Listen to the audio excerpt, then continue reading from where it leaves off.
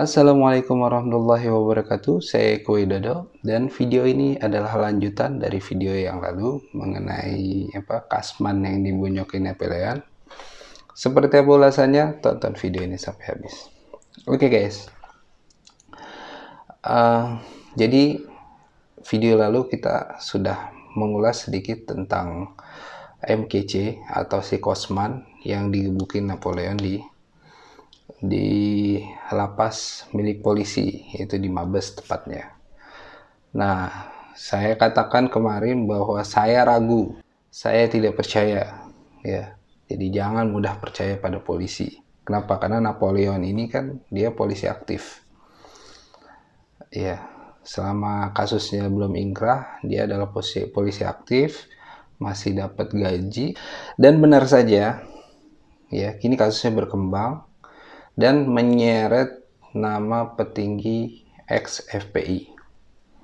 Ya, ada di sini, itu inisialnya M. Ya begitulah. Ya. Dari awal saya sudah mengatakan jangan mudah percaya, ya, apalagi sama polisi. Saya tidak permasalahkan Napoleon gebukin si MKC, enggak, sama sekali enggak. Kalaupun saya ada di sana, saya pasti akan melakukan hal yang sama, bahkan lebih dari itu. Jangankan ada orang yang menghina Nabi Muhammad, menghina bapak saya aja, pasti udah saya ulek-ulek gitu ya. Cuma saya ragu, ya, dengan caranya itu. Caranya yang tidak lazim. Sebagai orang yang pernah tinggal di lapas, ya, mengetahui seluk-beluk seperti apa di lapas, ya saya meragukan itu, terutama meragukan niatan apa di balik itu. Kemarin sudah saya ulas, diantaranya yang tadi itu, jarang ada orang yang mau melakukan, ya, hal yang dilakukan Napoleon ketika dia masih berada di lapas milik polisi atau rutan milik polisi. Ya, biasanya dia menunggu, toh nanti juga akan dipindahkan ke lapas milik Kemenkumham. Ya, kenapa? Karena kalau masih ada di lapas milik polisi, ya polisi kan masih punya hak untuk melakukan proses hukum. Ya. Sedangkan ketika itu dilakukan di lapas milik Kemenkumham, ya nggak ada namanya proses hukum. Mereka nggak punya hak itu. Ya yang ada paling dipindahin, ya, dari lapas, dari sel biasa ke namanya sel tikus, selti, ya, orang dalam bilang itu sel tikus. Jadi penjaranya dalam penjara. Jadi kalau saya melakukan itu, ya pahit-pahitnya saya bakal dipindahin, tapi masa hukuman saya nggak akan ditambah, kasus saya nggak akan ditambah.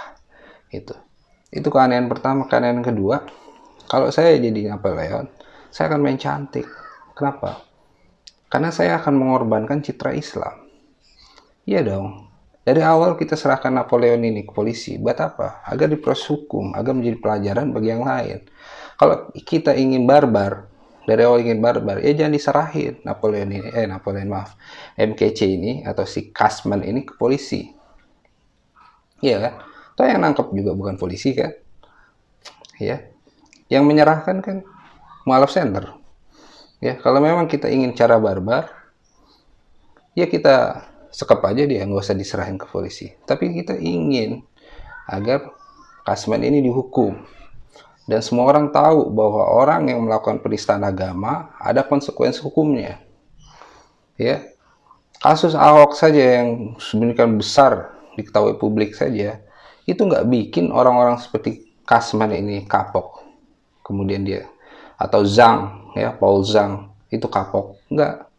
Makin banyak malah, apalagi jika orang-orang seperti Kasman, seperti Paul Zhang itu tidak ditangkap polisi. Makin berani saja para penista agama ini, para penghina Nabi, para penghina Islam ini.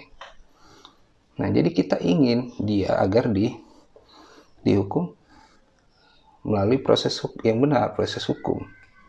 Ya, kalaupun lo mau ngasih pelajaran ke dia, kalau gue dia di Napoleon, gue cicil. Ya, jangan langsung, ya, sehari 5 menit, 10 menit, ya kan. Kalau kalap, ya ntar gue istirahat dulu. Ya itu yang terjadi, makanya di video yang lalu saya udah katakan, kalaupun Napoleon nggak melakukan itu pasti akan dilakukan oleh napi yang lain. Karena mayoritas orang Indonesia adalah umat Islam. Begitupun napinya kebanyakan orang Islam. Ya, meskipun mereka penjahat, mereka pelaku kriminal, ya ketika agama mereka dihina, ketika ajaran mereka dilecehkan, ketika nabi mereka direndahkan, ya mereka akan marah.